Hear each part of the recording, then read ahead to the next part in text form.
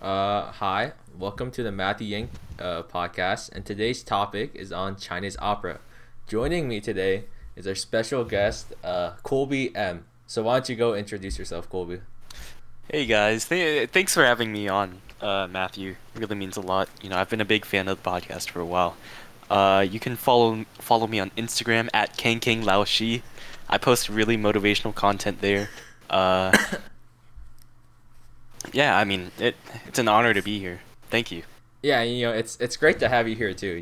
It's truly inspirational. Thank you. Thank you.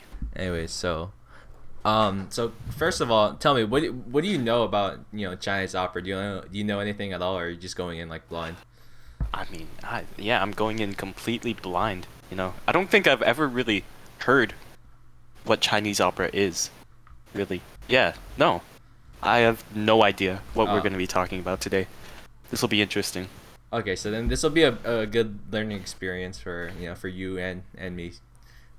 So I guess with that, let's get started. So I'll give you like a little bit of a brief history about Chinese Okay. opera. So obviously it originated, in China during like I'm pretty sure like the Song or the Tang Dynasty, very very early on in Chinese history, Mm-hmm. and it has its roots in specifically like in like Beijing. That's where it originated, which is why sometimes people refer to it as like Beijing opera or Peking opera instead, right? So Where does Peking come from? I've heard things like um Peking duck, but I've never really understood where that comes from. it's because so like where modern day Beijing is located, that actually used to be um a place called Peking, I'm pretty sure, or like maybe it's like some older pronunciation of Beijing. So I Hmm. think that's where the word Peking comes from. Interesting. Interesting. Okay, that makes a lot more sense. Thank you. Yeah, of course. So yeah, so obviously it goes without saying, Chinese opera is very very unique. It's like one of the OG forms of like dramatic, not dramatic, but like like public like arts and like that kind of stuff. You have like Greek tragedies, and you have like your Hindi like Sanskrit plays, and along with Okay. that, in these ancient forms of like plays and that kind of stuff, Mm-hmm. is Mm-hmm. Chinese opera. So it's very very old. A lot of it has to do with tradition. So I think what I wanted to do in this podcast is talk about more of the uniqueness of Chinese opera and what sets it apart from your more traditional, in a sense, of Western operas that you and I are probably more accustomed to, right? All right. Okay. Yeah. So Personally, I've never really seen many operas in my life. mhm. Does Cats count? um, I guess it does count, but I think what I'm comparing it mostly to, or what I'm thinking of when I think of an opera, is like more like classical operas, from like Mozart and the Oh, like, okay. Tchaikovsky, so on and so Okay. forth. Yeah. Okay. So So like Annie, it's a hard knock life for us. Like well, that? that's definitely a classic. I will tell you that much, but Okay, a okay, little bit before that time. okay. Um, okay, so where was I? Yeah. So one unique aspect of Chinese opera is that all of the characters, for the most part, they wear either face paint or like painted masks, and they wear these masks actually to emphasize the characteristics of who they're portraying and to symbolize the role of those characters, right? So like it kind of reflects their personality and like that kind of stuff, like the character's own personality. Oh, okay. So just to for example, right, to like red is a very positive color. It means like good luck in like in Chinese culture. So whenever like a person has like a red mask on, it like kind of means that their character is like brave. They're very like loyal and like they're trusted, and they're essentially like the main character of the story. Hmm. Does that make sense? All right. Yeah, yeah, yeah. I get it. Yeah. Wait, so, cause I've heard from a friend that like in Chinese culture, it's kind of taboo to write in red pen because it's like it represents like death or something. Um, I personally have never actually heard of that. I'm not too familiar with that. I Oh guess wow. Okay. superstition, Okay. but red is generally associated, very positively. Again, like in Chinese, it means good luck, and it's like a very like huge color. very Okay. popular color in Chinese culture. Um, but like I guess on the opposite end of the spectrum, like characters who usually like have like green paint or like green masks, like that connotation of the color is actually not as positive. So it kind Mm. of shows that they're like erratic or like they're unpredictable in a sense. Ooh, okay. And strangely enough, in like kind of like Western culture, we associate white with like purity. You know what I mean? It's like a pure Hmm. color. But in Chinese opera, actually, um, white is associated more with like being cruel and like that kind of stuff. If that makes sense. Ooh, okay. Yeah, Huh, they're that's like weird. I've never manipulative. really Yeah, thought about it that way. yeah. I think it's something that people should actually note that colors, to different cultures actually have like different meanings overall, Yeah. which Yeah. is actually really interesting. Um, Aside from that, I also want to mention that the way each character dresses is also a way of symbolizing their specific role to that story, right? Each Okay. character dresses like uniquely, Mm-hmm. and also like, I guess you could say makes them more identifiable. Okay. So, to add sort of onto the thing where you said that what they wear or, their face paint represents their characteristics or their personality, what would you say? How would you be able to like represent like a fat person? um, A fat person. Hold on, sorry. Choking up a bit. I had a swig of water earlier. no worries. Take your time. Take your How would you be? time.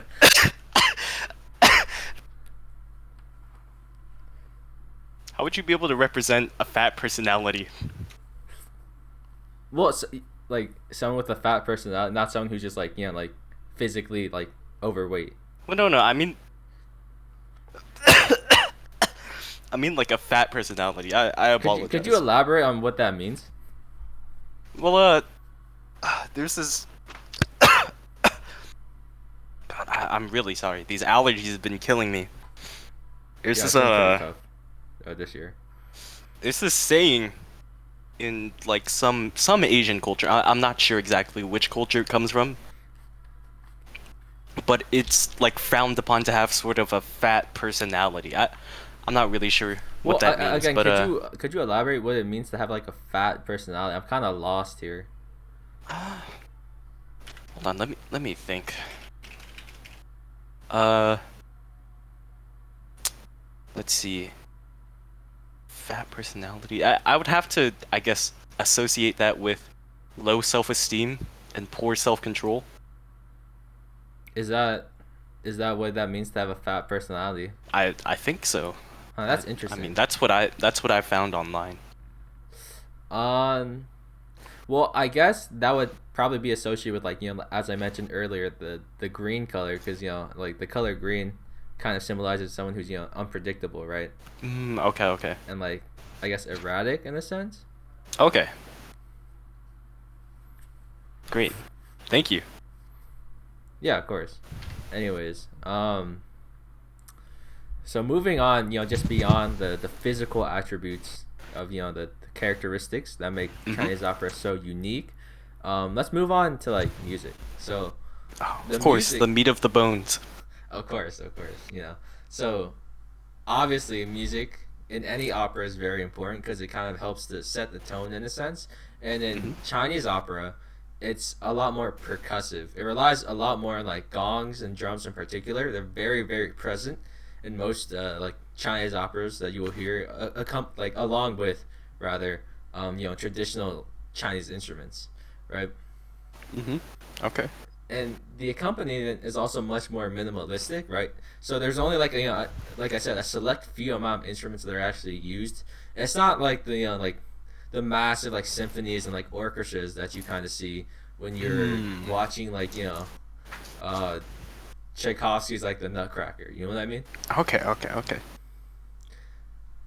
So yeah, That's that's kind of interesting how they chose to restrict themselves in terms of instruments, but the instruments they chose, are probably some of the loudest, most, I guess, eccentric instruments you Mm-hmm. could use.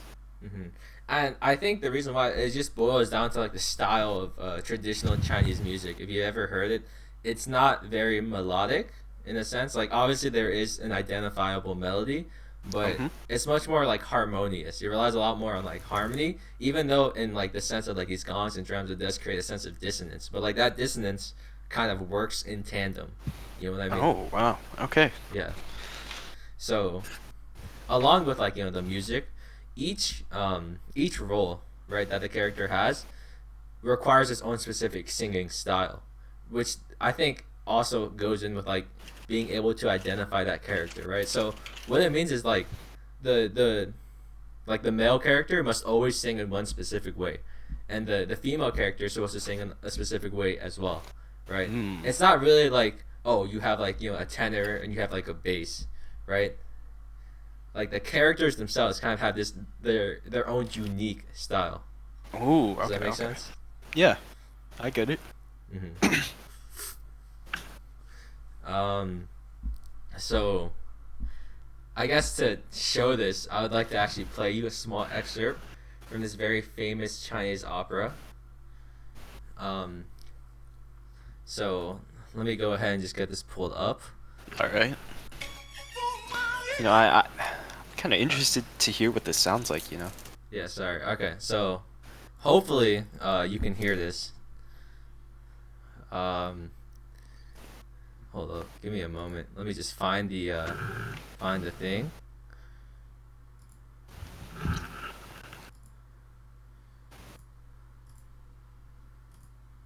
Okay. Okay. Um, I'm gonna just rewind a couple of seconds. Can you hear this? Uh, yes, I can. I can. Okay, good. All right. Just play it. Okay. This is the clip. Okay.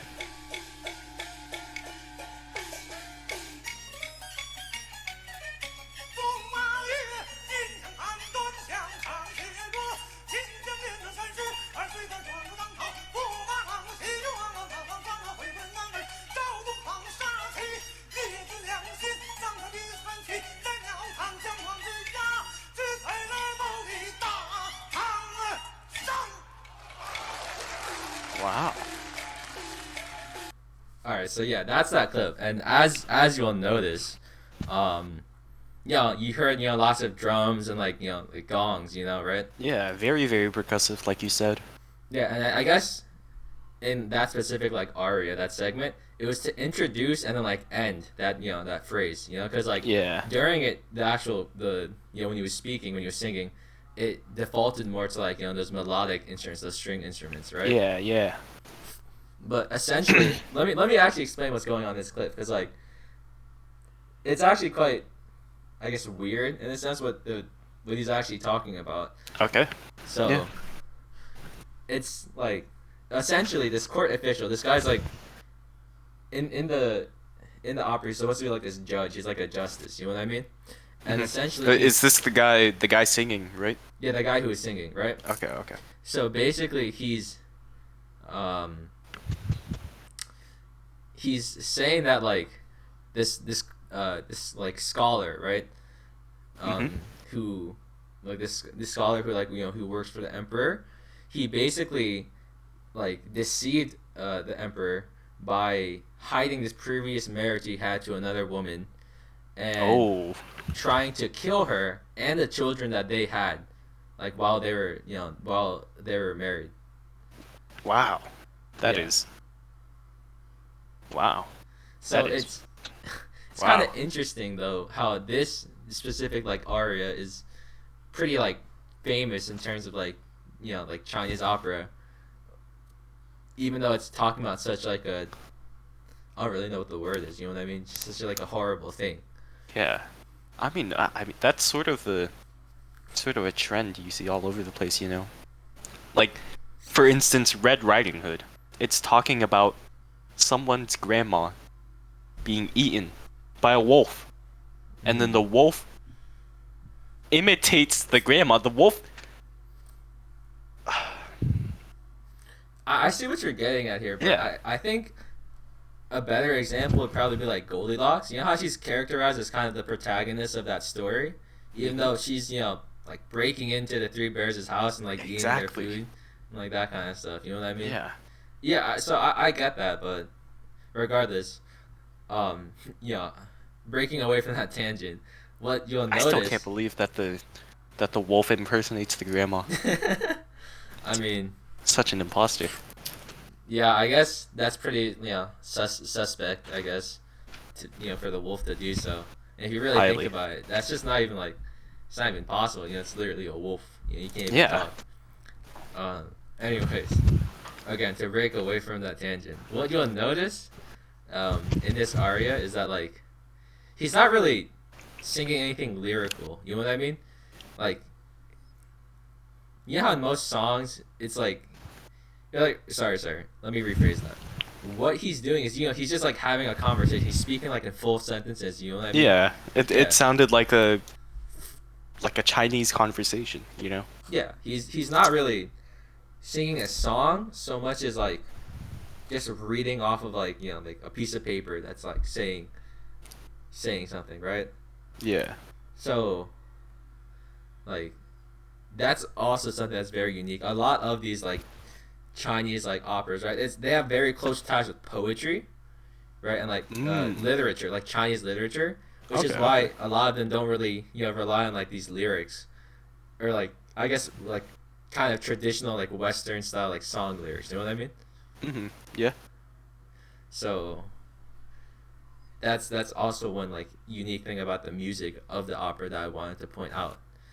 Um, Also going back to like what I said about the characters, right? Each opera essentially kind of has like these same like character tropes or these archetypes, right? Which is another thing that makes it like unique. Because obviously in every story, you'll have your like protagonist, your antagonist, like so on and so forth, right? Mhm. But in the Chinese like opera, these roles are a little bit more, I guess, like unique and or like defined, right? So like essentially every opera, you always have like your hero or like the main like male character, and Okay. along that you'll have like a female character who's like either like maybe a heroine or like a princess who needs to be like like saved or whatever. Yeah. And aside from that, you'll actually have this character who's like his specific role is to be like the clown. He's supposed to be like the comedic relief, right? Mm. And then Okay. aside from that, there's like this fourth like archetype, which is supposed to be like this character.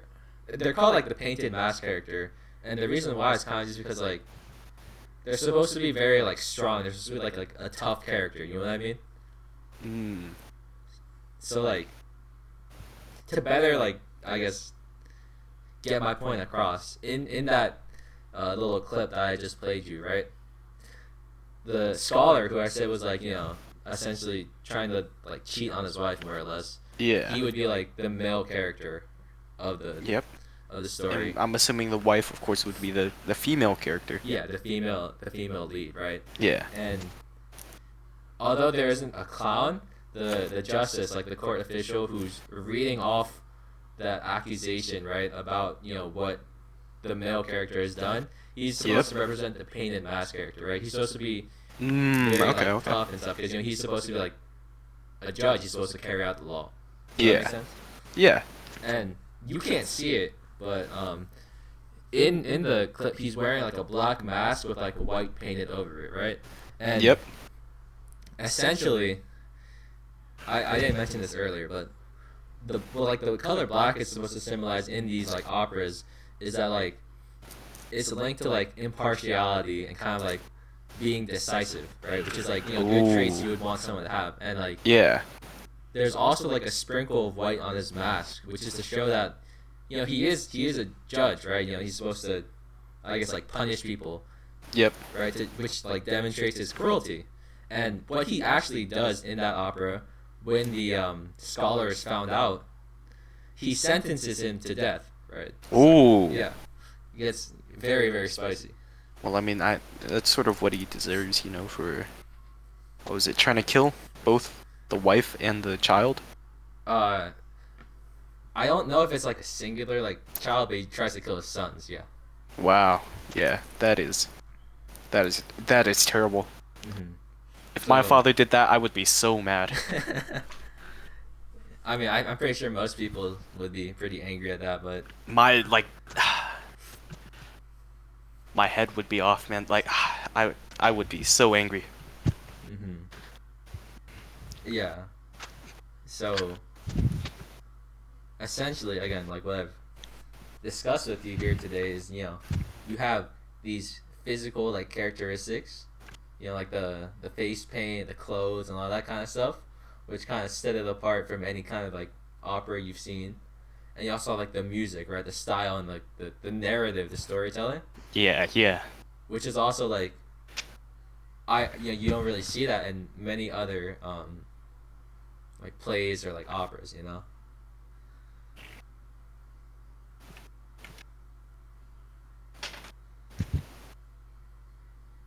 So like, what's your like takeaway from this? What is your opinion, kind of like, now that we've sort of gone through and talked about the characteristics of Chinese opera and kind of what sets it apart?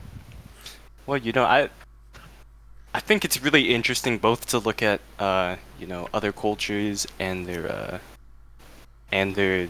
sort of art forms Mm-hmm. because people growing up in different places, they're gonna experience different things, they're Mm-hmm. gonna develop different things, and it's really interesting to see how the Chinese have developed their different sense of art, I guess. Mm-hmm. Yeah.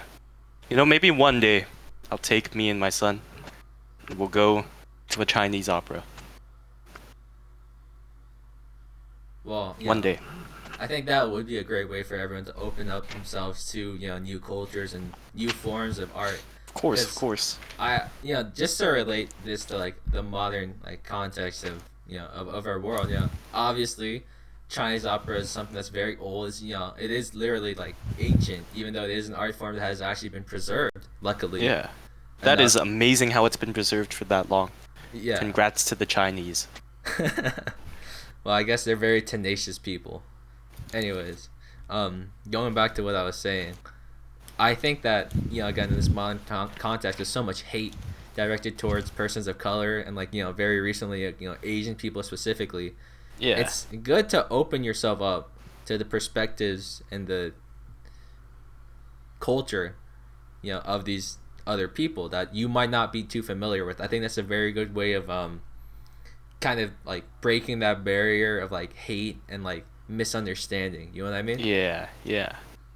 Because it's very easy to judge people by their appearance, but that doesn't kind of disqualify them from having like good ideas, from being like like beneficial to society, I guess. Does Yeah, that make sense? yeah.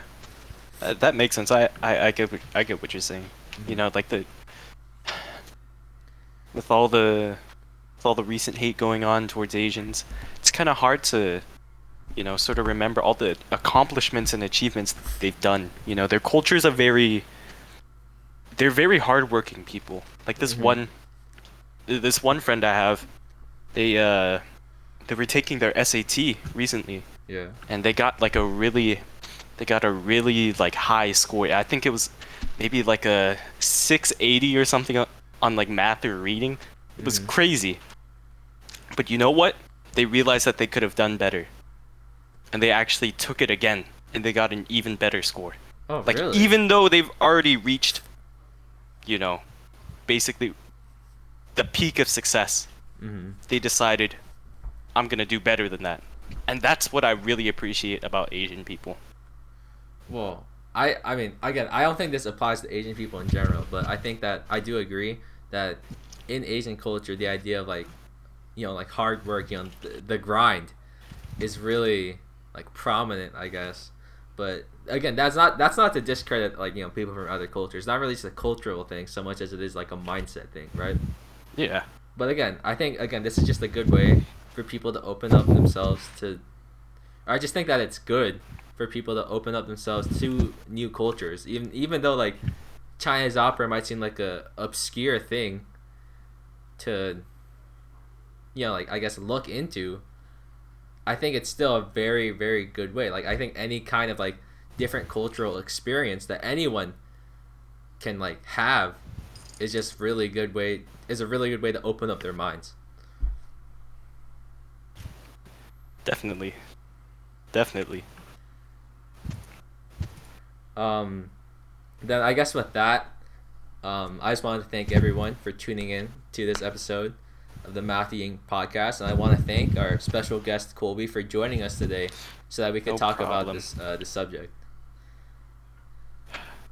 Again, you guys can find me on Instagram, Kang Lao Shi. Could you Thank you spell guys that for out having for me here. us, just in case the people listening don't really know how to? Actually, hold on. I, I sort of have a bad memory, so I can't really remember how to spell that. Okay, Kang Lao Shi spelled Kang dot Laoshi. Again, if you guys want some motivational content, be sure to head over there. I'm gonna be posting all the best content you could ever want. You know what? That's really great to hear. I just wanted to say, thank you again for joining us, and for posting such motivational and inspirational content on your Instagram. Yes, So thank you. again, thank you, and thank you to the audience. This has been the Matthew Yang podcast, and I will see you whenever I see you guys next time.